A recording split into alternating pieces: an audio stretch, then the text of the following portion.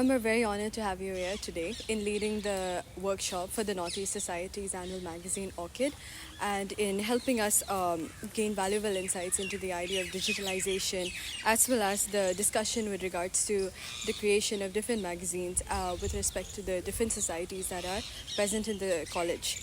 And I had read your write-up on IE and AWO, that you had written in your first year. And at that time, I was very fascinated by a writer who had published such a impactful article that, being a first year, I was not able to think that a person who was at the same age as me was able to write. So I found that quite interesting, and I was a fan of you for a while after reading that.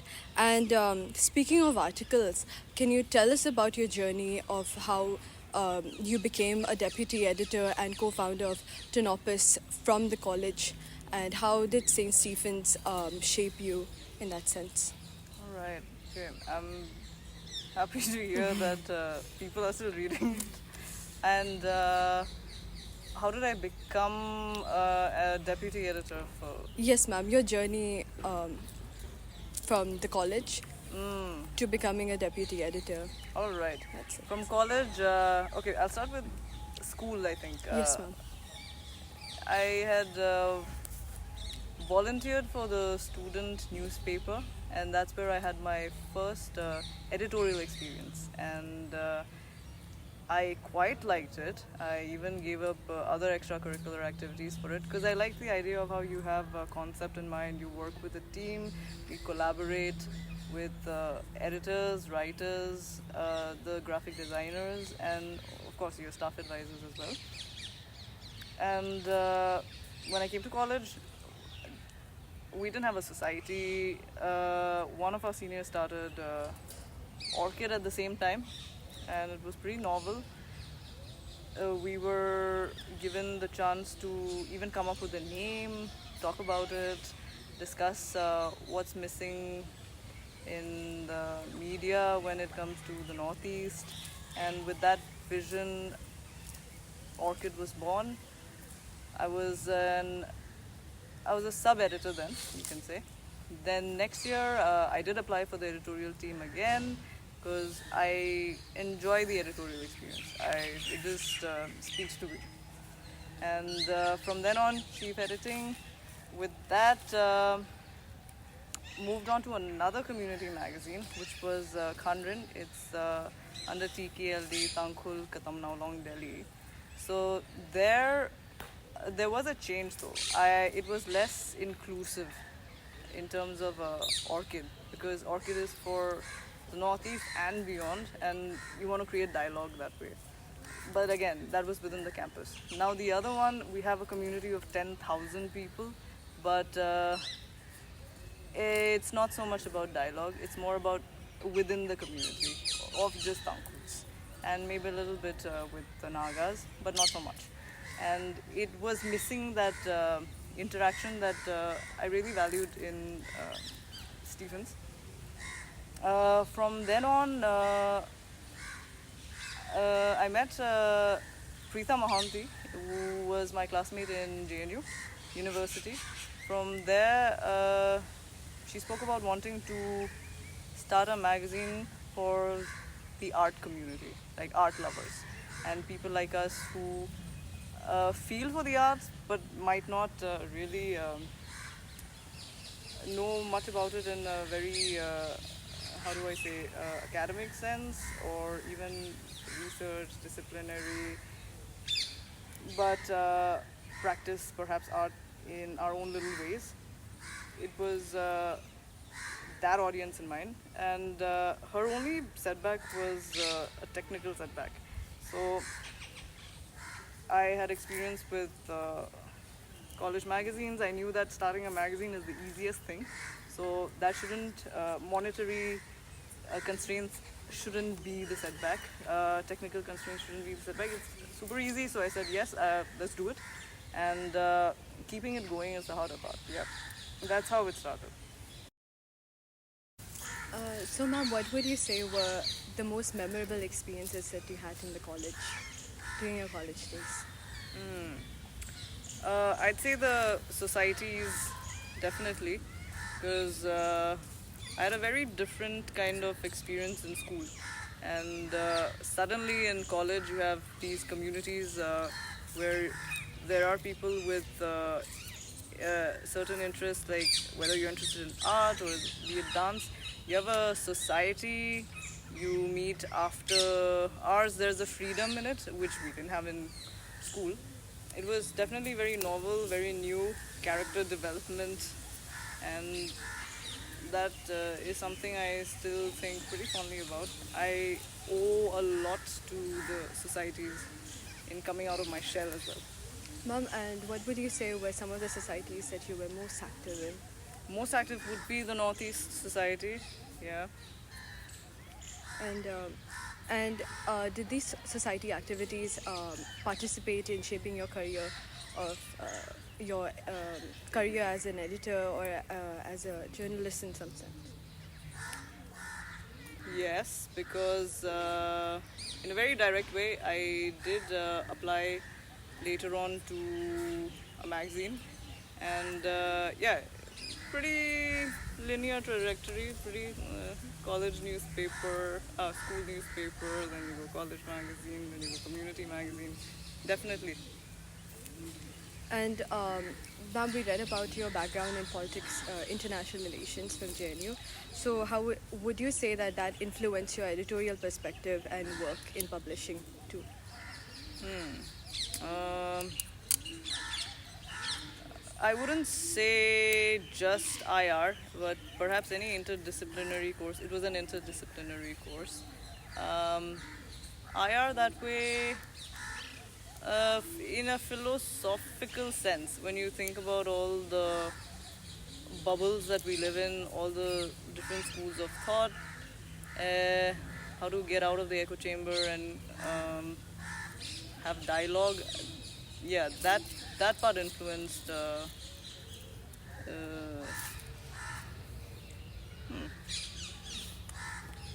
And ma'am, what do you think that literary magazines like Tanopus plays in amplifying regional voices and shaping the broader literary landscape?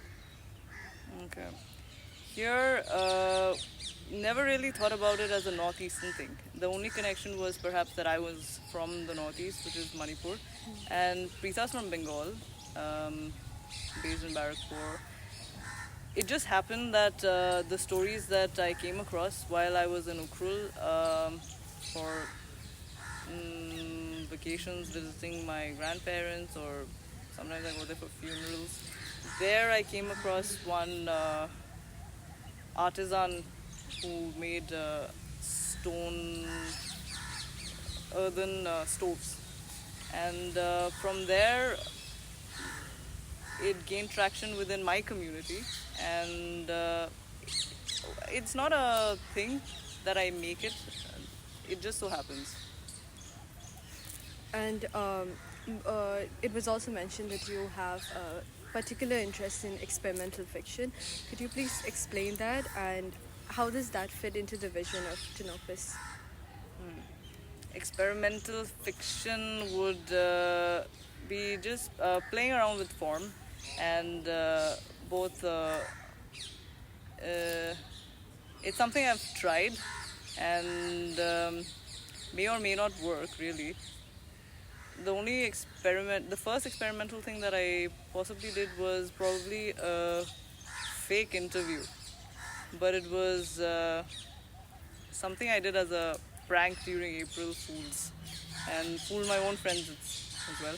So it was a fake character from my community with mixed heritage, and they fell for it. And from then on, it was just a fun little thing. And with that, tried some other experimental fiction where you're trying to break the fourth wall and making it more conversational as well, doing a thought experiment. That's I'm still playing with it. Yes, ma'am. And ma'am, would you say that Tanopus and the Caravan are similar, or and can you also share some insights that you had gained during your editorial fellowship at the Caravan, and how has it contributed to your expertise in multimedia journalism? Okay, well, Caravan is definitely more serious. It's on Indian arts, culture, and politics. Tenepus, we'd describe it as more wacky. Yes, ma'am. Hmm. Ma'am, and has it contributed to your expertise in journalism, multimedia journalism? Caravan, Yes, ma'am. definitely. That's the only place where I got a, how do I say it, institutional kind of learning, where it was on the job training sort of experience. And it was very different from the volunteer based community magazines, of course. And it gave a lot of structure.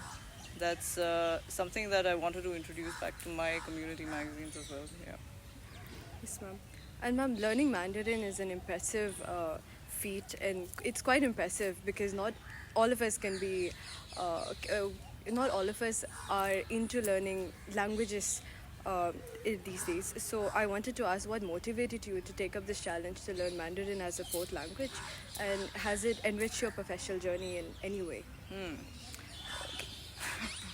So about Mandarin is I was called Chinese in school, and I did watch a lot of kung fu movies that they made fun of me with, and there, be it Cantonese or actually Mandarin, when you listen to them, you kind of realize, hey, they've got this tonality which I share, because my dialect or my language, Tangku, is also tonal.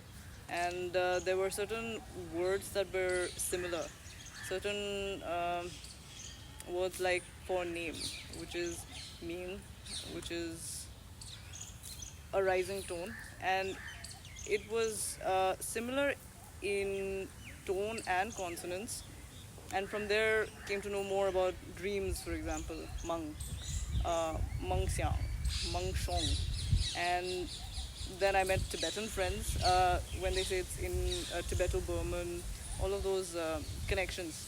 That was the intrigue, and kind of made me think, am I Chinese? Are we Chinese?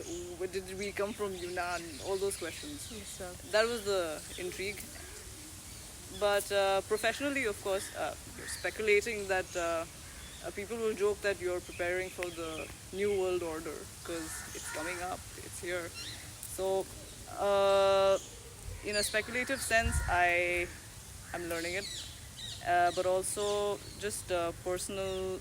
It began as a hobby. Yes, ma'am. Ma'am, you also teach at Step Academy. So, how do you balance this teaching responsibility along with your passion for editing and writing? Okay. I'm happy to have my colleague Preetha, who's also teaching along with me. So it's the workload is pretty much shared, and I wouldn't say it's hard to manage because we teach a few classes spread over a period of 2 months. We already have the module, and we only change it up a little bit depending on the batch and their the level at which they need, say, grammar. Even though we do grammar for grown-ups, we check out where each student might want to start. That's the only little adjustment that we make. Um, Ma'am, so coming to a different topic of the Orchid Workshop that we had today, how was your experience in conducting the workshop, and were there any highlights or moments that stood out to you? The highlight would be figuring out midway that the workshop is slightly redundant because the topic was and the focus would have been on digital transitioning, but you all have transitioned, and your struggle was with funds for the print. Yeah, so mine would have been more about trying to convince you more about, hey, don't bother with print. But it was fun anyway for me. I like experiences like these. Yes, ma'am. What are some key lessons or Uh-huh. skills you've gained from leading editorial training and capacity building workshops? What skills have I learned from them? It would be interpersonal skills, and how you've got to perhaps. Nah, the only thing I can think of is interpersonal skills. That's what I learned from it. Yeah. Thanks, ma'am. Ma'am, then what advice would you give to students from the Northeast who wish to carve a path in journalism, editing, or publishing? Okay. Keep writing. Get into your society's editorial teams. Just have the editorial experience. It could be in any medium, it could be any form, but to get feedback on your writing early on, the sooner you begin, the better. And something that I feel helps me was getting over something called publishing shame. So a lot of your early works are going to be bad, but that's how you know you're improving. And wow, the sun is following us now. That's yeah, so that's how you know you're improving. And with editing, read up on books that are, of course, going to help you understand what editing is all about, because it goes beyond just grammatical corrections. Semantics, yes, but even things about politics, the tone, sensitivity, not being tone deaf, all of these things, they come with reading more, engaging more. That will be the only advice here.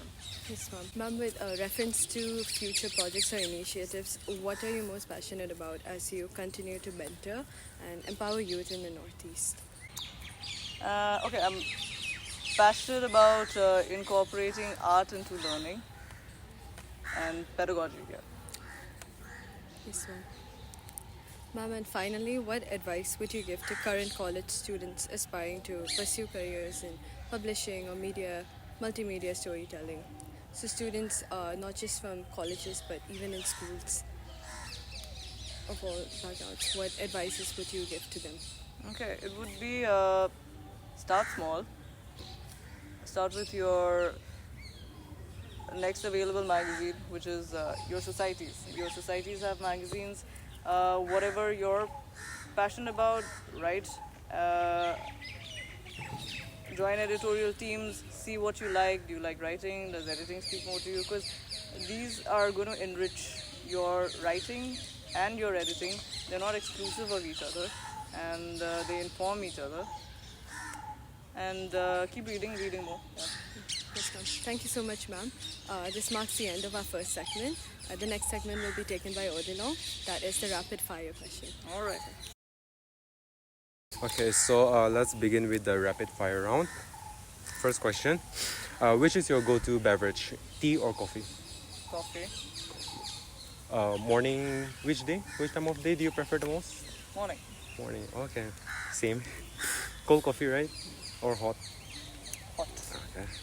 Okay, which is your favorite sport in college? Wall climbing. Okay, wall climbing. Hiking club? Yes. Okay. Would you prefer alone time or hanging out with friends? Which do you prefer? Preference would be perhaps alone time. Okay. Like you can concentrate better, or like when you're alone, when you concentrate better, or Maybe I am kind of a loner. Just that, yeah. okay. So since you're into writing and editing, which one would you prefer, ebooks or physical books?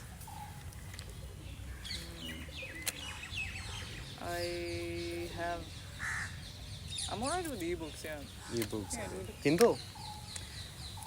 I just like the idea of keeping it light, just pulling it out. It could be my phone. I have no issues. Okay. And what would be your ultimate book genre? Sci-fi. Oh, okay, that's nice. Name one literary icon that you would love to have a conversation with. I am forgetting his name. Topaz William is known as the or was it the worst literary poet in history? It's like perfectly imperfect type of thing. Uh-huh. Okay. What would be your favorite? Are you into poetries and stories, by the way? Poetries? Kind of? Okay. Yeah. So what would be your favorite poem or stories? Favorite poem or stories? Oh, I'm losing this rapid fire. Can't- Okay. Any favorite Indian author? Not coming to mind. Okay. Before we go with the next question, are you into say fictions, classical fictions? So, have you read Charles Dickens? Any of his books? Yeah, we had it in the syllabus. Sure. So, which is your favorite book of his? Let's just say Great Expectations. Great Expectations. Okay. Um, and what No, is that actually, one? I like David Copperfield. It was a childhood. David Copperfield. It was a childhood gift. That's interesting. Yeah. It was one of his later books, no? David Copperfield. Yeah. Anyways, Turns out he's not the author. Yeah. no, he is the author, I think. David Copperfield. What is the one thing that you would miss about St. Stephen's? The societies. Oh, Yeah. okay. Your favorite society? The Northeast Society. Ah, okay. Another question would be: are you a beach person or a mountain person? Mountain. Okay. And last question would be: what would be that one snack you could never get enough of? Peanuts. Peanuts. Okay, interesting choice. Thank you so much. That would be the end of the rapid fire round. Alright. You learned Mandarin, no? That's so cool. Still learning. Ni hao. That's the only Mandarin I know.